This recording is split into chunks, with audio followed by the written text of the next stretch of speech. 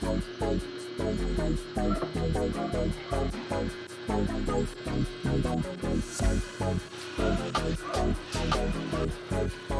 guys, welcome to my vlog, and this content is all about judging myself on public speaking.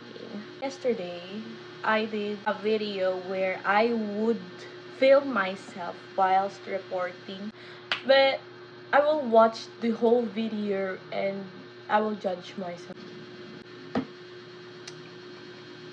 Guys, always remember, stay hydrated. I made some salad. This is canned tuna. This is cucumber, and this is 8 carrots.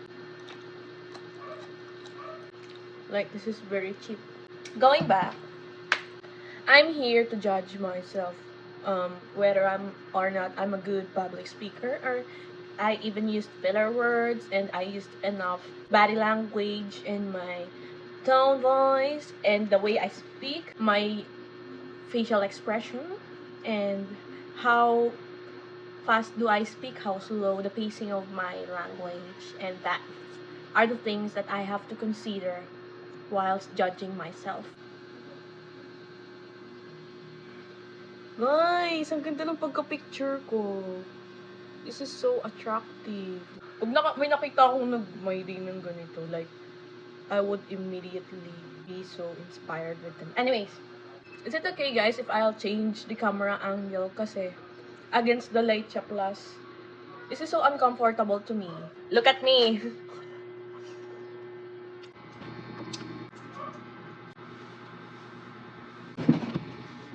See, the effort that I made is about micro-perspective, tourism, and hospitality. Oh yeah. Yung angle niya, gumawa kasi ako ng landscape and portrait angle, so which is what? Unbothered queen.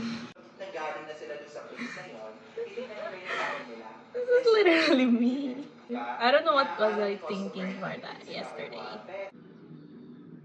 Kaya, di ba, physically, punta ka may tagalugtong siyang tourism experience. Co-creation lang siya. So, created a very customized and hindi na lang ma-access ng... Alright, guys. On that video, it's okay for... First thing na na-notice ko dun sa pag-explain ko is that first of all, isang body language lang yung ginagamit. Body language and hand gesture. Isa lang yung ginagamit ko. Parang whispered siya. Isa lang ginagamit ko. Like, ganun lang. Ganun. I didn't use like this, or... Basta ganun lang talaga yung body language ko. Like, why didn't I use other kind of body language? And my facial expression is just a one plane. Isa lang din yung facial expression ko. Like, it's so awkward, right? Hindi siya medyo align yung facial expression ko at saka body language, yung hand gesture ko, which is not that great. And the tone of my voice is, how do I explain this? One tone voice lang yung ginagamit ko. And parang high pitch siya na yun na it's very unattractive. Yun nga, emotionless ako. But ganun.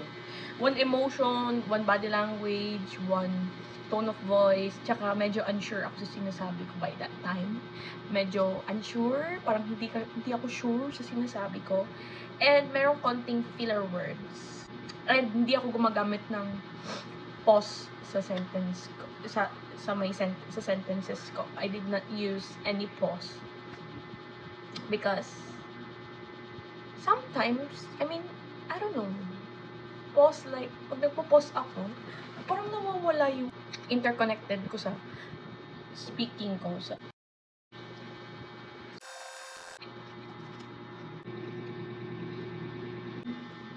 Dito naman tayo sa isang video. Sa dalawang part lang i-judge ko. Although madaming part yan. So, unique selling proposition. Here are the two unique selling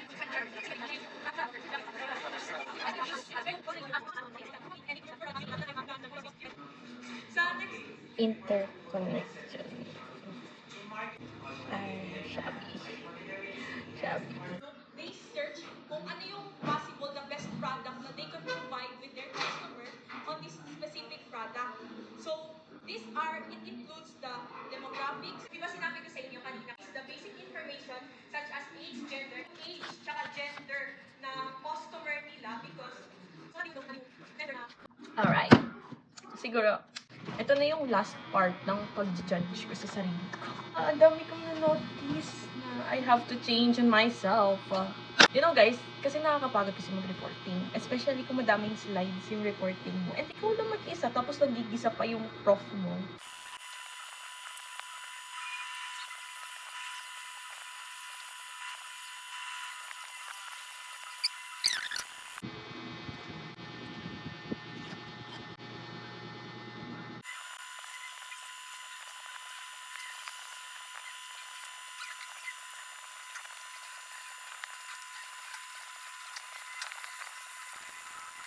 Parang nagiging video to.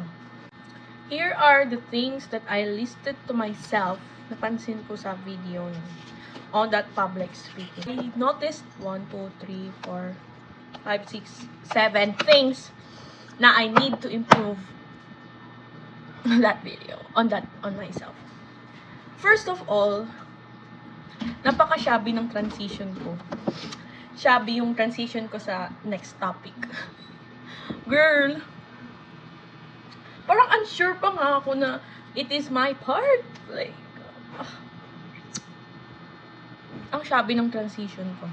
Hindi siya ganun appealing. Dapat, you know your part. Kahit baliktarin pa yung reporting mo. Sa research thesis.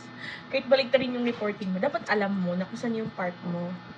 Napaka-shabby ng transition ko. And parang blank space yung brain ko. I got a blank space, baby.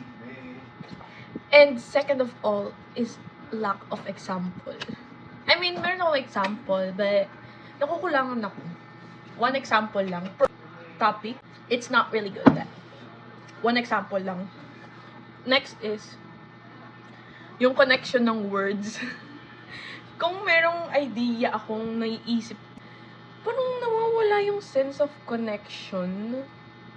And siguro kung magiging audience ako, malilito ako sa sinasabi ko kasi. Yung connection ng this topic and that topic is parang walang like for example, pinag-usapan nyo is, yan nga, sabi ko kanina, competitors about business, tapos biglang naging competitor about self.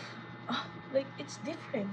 Competitors about business yung pinag-uusapan. Then meanwhile, nag-insert ako ng competition about self. Like, bigla naging self-help, self-advice, life advice, yung competitors competition na yun. I've been talking, yung topic dun is about competitors about marketing, but you insert competitors about yourself. It's not related at all, okay? It's different. The connection of the words are too shabby. Yan, sinulat ko yan. Sinulat ko talaga yan.